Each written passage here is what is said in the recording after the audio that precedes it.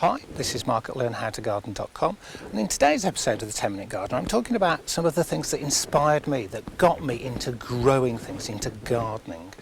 And if you're not already subscribed to Learn How to Garden, there is a link below this video. If you just hop over there, input your email address, that gives you access to all of our newsletters, and it also gives you access to our films when they come out, because we'll send you an email.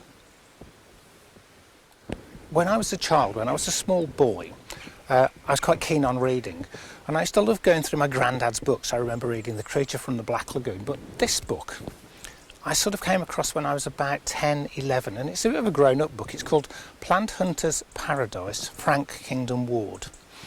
And I was bored one Sunday afternoon, so I started to flick through it, as you do. And I became quite mesmerised. And Frank Kingdon Ward was a plant hunter. He was one of our real great plant hunters from the late 1800s through till about 1958.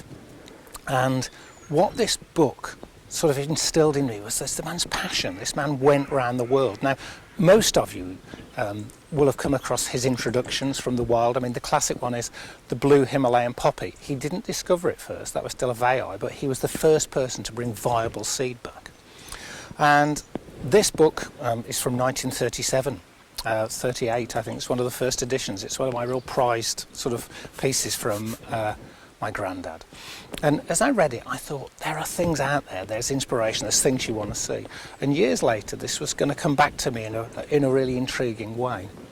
What we have behind us is Rhododendron Macabeanum. It has some of the largest leaves of any rhododendron. You can see from my hand, they're very big. And it has these intense, delicate sulphur yellow flowers with this beautiful pink stamen here, and it is just fantastic. And I love this. I really enjoy growing this in the garden.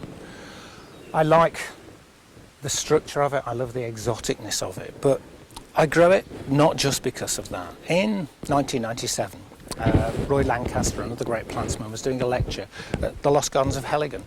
And I went along, and the lecture was going to be given by Frank Kingdon Ward's widow. And what she was going to do, she was going to actually narrate the last cine film they ever made when they were on expedition. At the seminar, when we sat down, there's a lady who looked like my gran. That's the best way to describe her. And I thought to myself, will this be worth the visit? Will this be worth the time? And the lights dimmed and they put on this cine film.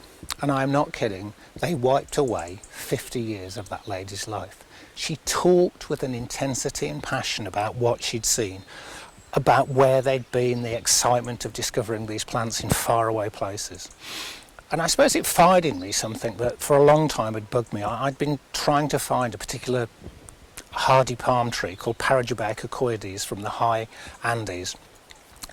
And she talked about coming across a chocolate brown clematis, which we still don't have in cultivation. It's out there, guys. Someone go and find it, please. And afterwards, I was fortunate enough to meet her. And I said, how inspired it was and about the Parajubaea. And she said to me, and it's something that I've heard since and is so true. Life shouldn't be about the amount of breaths you take. It should be about those moments that take your breath away. And I found myself 7 months later, standing literally where the glacier finishes on the volcano of Cayambe on the equator in Ecuador, looking at alpines growing on the equator in frost.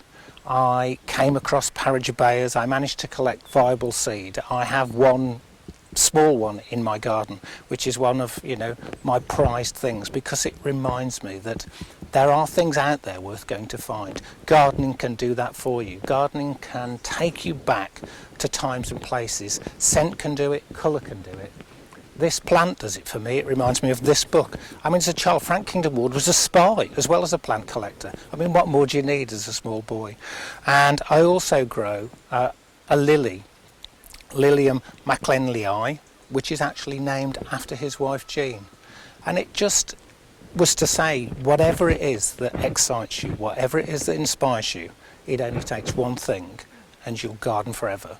And that's a great thing to do, because it connects you with now and the past, and it connects you with the future. So that's me doing a bit of philosophy and why I do this gardening lark. Thanks a lot for watching. Bye.